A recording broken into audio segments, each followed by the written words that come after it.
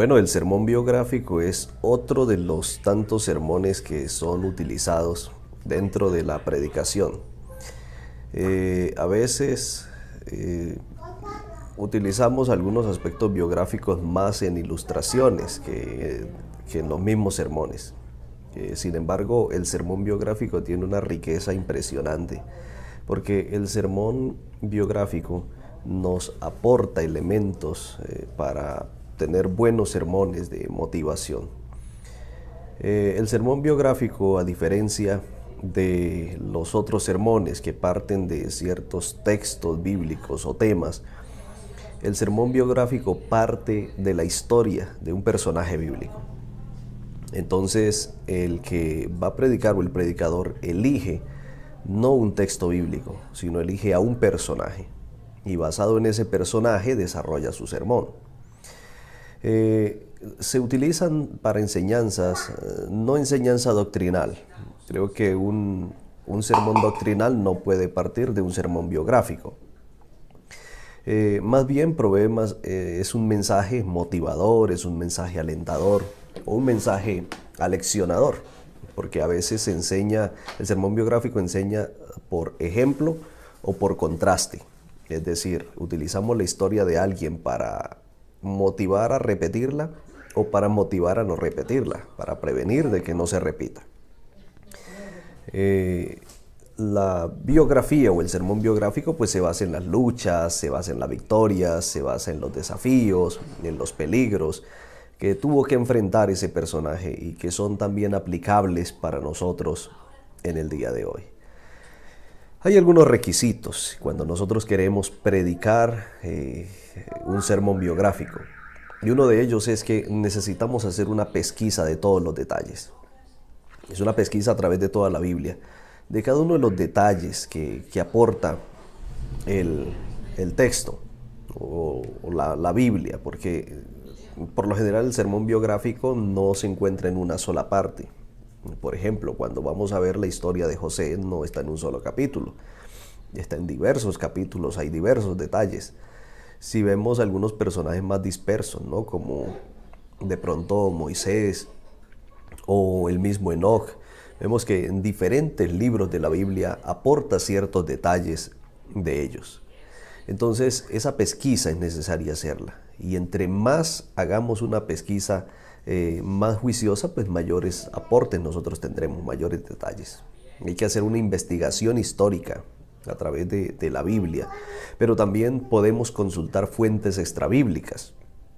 Nosotros tenemos una fuente importante como es el espíritu de profecía, pero también hay fuentes históricas, fuentes de investigación, de personajes académicos que han sido juiciosos en el estudio de ciertos personajes bíblicos, y esto nos va a aportar para enriquecer el sermón. Aparte de eso, pues necesitamos recrear los hechos. En la medida que vamos adquiriendo información, pues vamos recreando en nuestra mente, y de esa manera pues logramos transmitir una mejor biografía de la persona en nuestro sermón. La estructura del sermón pues es la estructura básica casi de cada sermón, y diríamos nosotros que es como lo que conocimos en la escuela como el cuento, ¿no? Introducción, nudo y desenlace. Lo llamaríamos en nuestro sermón como el inicio, la trama y la aplicación. Así que es una estructura básica, es la estructura de contar historias, es la estructura de cualquier discurso. Una introducción, un meollo de la situación o una trama de la situación, y pues entonces un desenlace, lo que nosotros ya llamaríamos como la aplicación o el llamado. Bueno, por ejemplo, entonces les doy un ejemplo, y es el sermón biográfico de Enoc.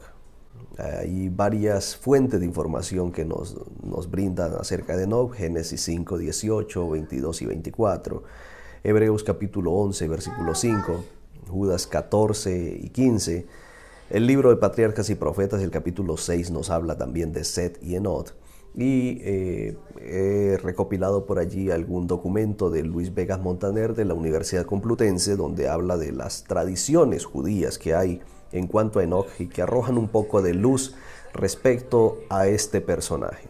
Así que un ejemplo del sermón de Enoc podría ser, yo lo titularía Enoc, un hombre ordinario con un resultado extraordinario. Y mi propósito es mostrar que los seres humanos ordinarios podemos tener vidas extraordinarias cuando las colocamos en las manos del Señor. En el primer paso yo diría que el nacimiento y la vida de Enoc fue tal y como el nacimiento y la vida de cualquiera de nosotros.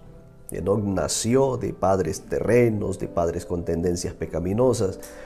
Enoc formó una familia, tuvo sus hijos, duró 300 años desarrollando su vida como usted y yo también.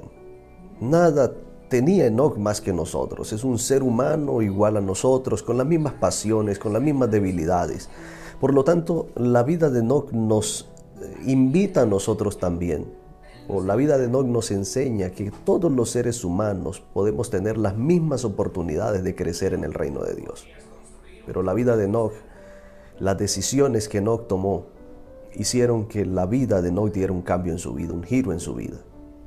En el segundo punto, que está soportado en Hebreos 11:5 y Judas 14:15, nos vamos a encontrar que Enoc tuvo una conversión.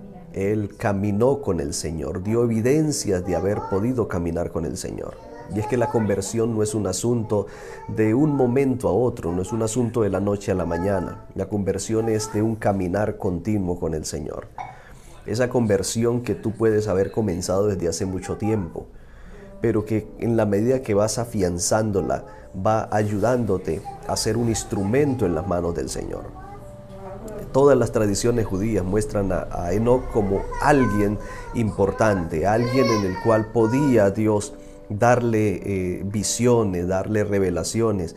Y de hecho, Enoc se convierte en un prototipo del tiempo del fin. Es un hombre apocalíptico. Y por lo tanto, Judas 14:15 menciona de cómo profetizaba Enoc, hablando de esos momentos cuando el Señor regrese y dé el castigo a los impíos. Esto indica que Enoc dejó que el Señor le influenciara y Dios pudo dar su revelación a través de él. Este punto de Enoc nos enseña que en la medida que nosotros vamos en un caminar con Cristo, Dios puede usarnos para dar un mensaje también a este mundo, para dar un mensaje de advertencia, no solamente en ejemplo, sino también en palabra. Y el tercer punto de Enoc es su traslado al cielo. Génesis 5:24 dice que desapareció porque Dios se lo llevó. Y usted y yo también podemos ser trasladados al reino de los cielos. La vida que nosotros vivamos sobre esta tierra, las decisiones que tomemos sobre esta tierra, marcarán nuestra traslación al cielo o marcarán nuestro destino eterno separado del Señor. Por lo tanto, es muy interesante y es muy importante aprender de la vida de Enoc. Un hombre común y corriente que tomó la decisión de caminar con el Señor, de pasar un día a día con el Señor, de hacer caso a las revelaciones que Dios le daba para él, para su gente, para su tiempo. Y esto le llevó a tener un desenlace que Dios también quiere para cada uno de nosotros. Y quiero finalizar llamándole a usted a desafiarse como se desafió Enoc.